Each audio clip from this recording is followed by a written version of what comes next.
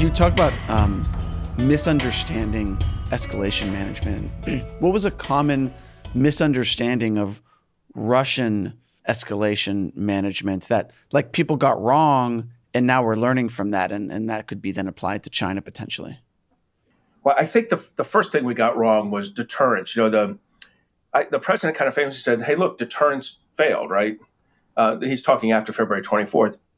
And I think my answer to that might be, I'm not sure what we were doing to deter them. I'm not sure that in the 8 years, we did some really good stuff in the 8 years following Crimea. It was small unit training at bases using Army units in California and Florida and other National Guards.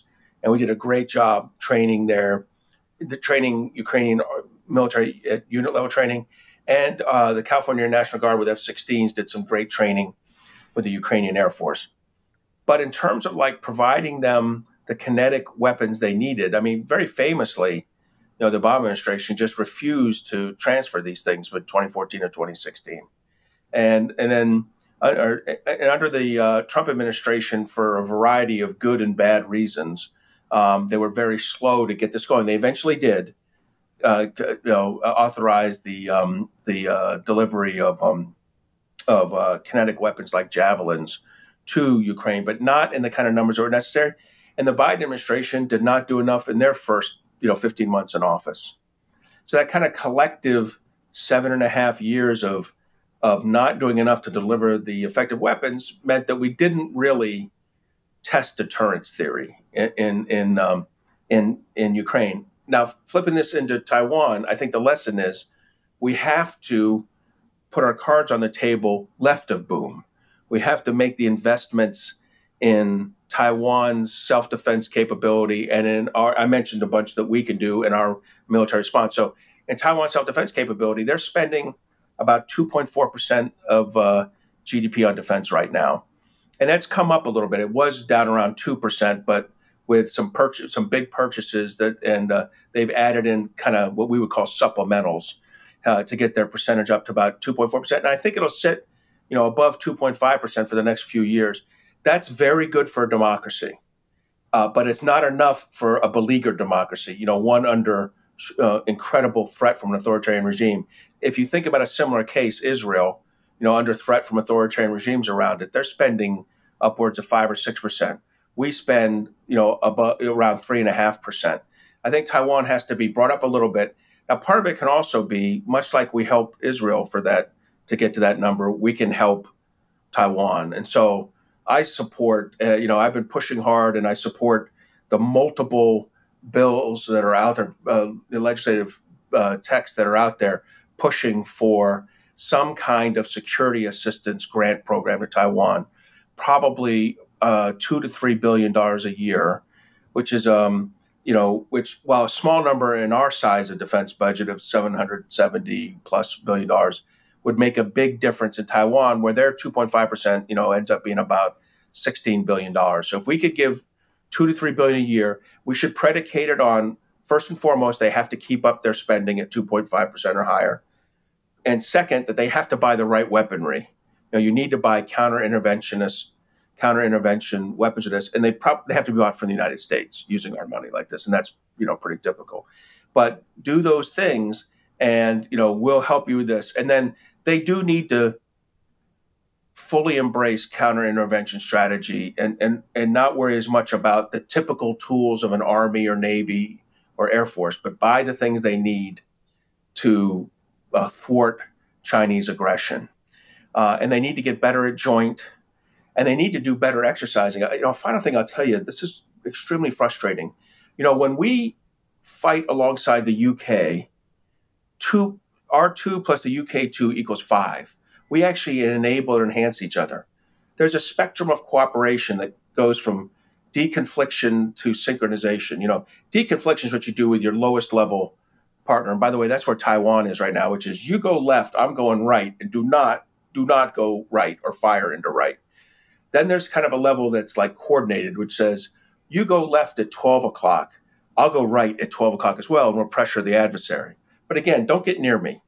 And then after coordinated, there's integrated. That means you go left at 12. I'm going to go right at 11:45 to distract them and enable your 12 o'clock to go a little better, and maybe I'll provide some supporting fires. And then they're synchronized, like what we do with the UK on occasion, which is where our forces are totally integrated with each other, striking across boundaries, not worrying about things. So with the UK, 2 + 2 = 5. But down here with the Taiwans, 2 + 2 = 3. I mean, we get less out of ourselves because we're deconflicted. So we've got to move ourselves and the Taiwans along that spectrum from deconflicted to coordinated to integrated. Probably can't get past that. And it would make a big difference. And the way you do that is naval and air exercises. Part of strategic ambiguity has been to not conduct these naval exercises for nearly 40 years now. And, our naval and air forces are not integrated. They're not coordinated. They're not familiar with each other. They're not comfortable with each other. And they certainly shouldn't be shooting weapons around each other. So we need to build that up. And building that up is a critical element of all of this. And the beauty of that is the cheapest thing I've mentioned so far. Doing these exercises are already happening with other countries, with Japan. Our forces are doing them alone. Just invite the Taiwans. You can do them. You don't even have to land in Taiwan. You can do them at sea. You got to do some coordination. Somebody has to do some pre-planning, but the vast majority of forces can just mix it up and do this. We're close enough to each other there in Japan, where our forces in Japan and the forces in Taiwan to do this. To me, that's the real critical capabilities and capacities that we have to build between us and Taiwan. And that's what we need to learn from Ukraine. You do this left of boom. The one country that'll know 2 + 2 = 5, China. They'll be studying this carefully.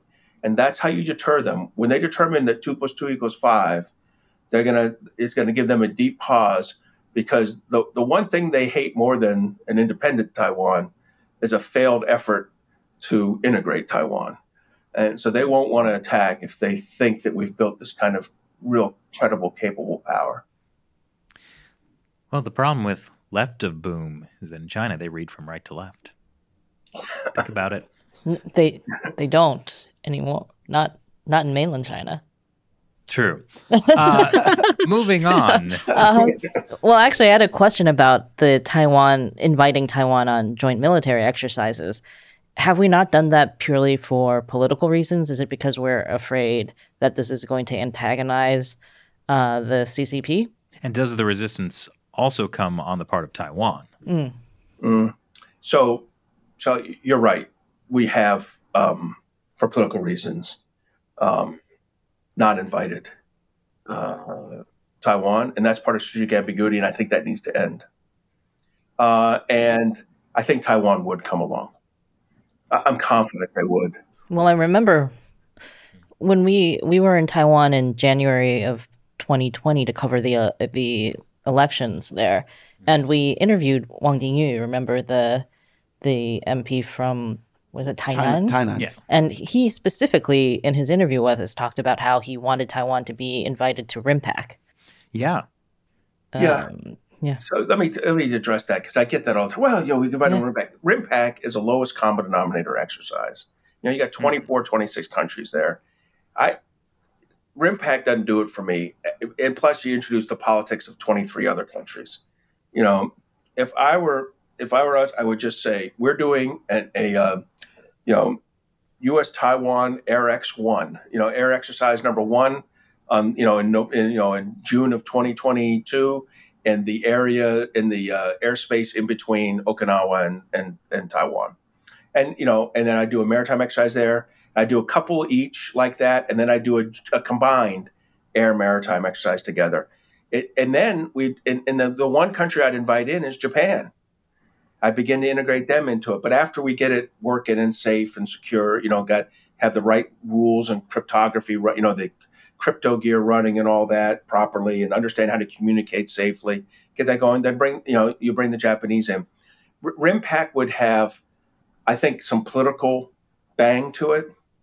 The joint exercises in the West Philippine Sea, or whatever you want to call that area, just east of Taiwan, that will have meaningful military value and political value, in that it will drive the Chinese completely, crazy.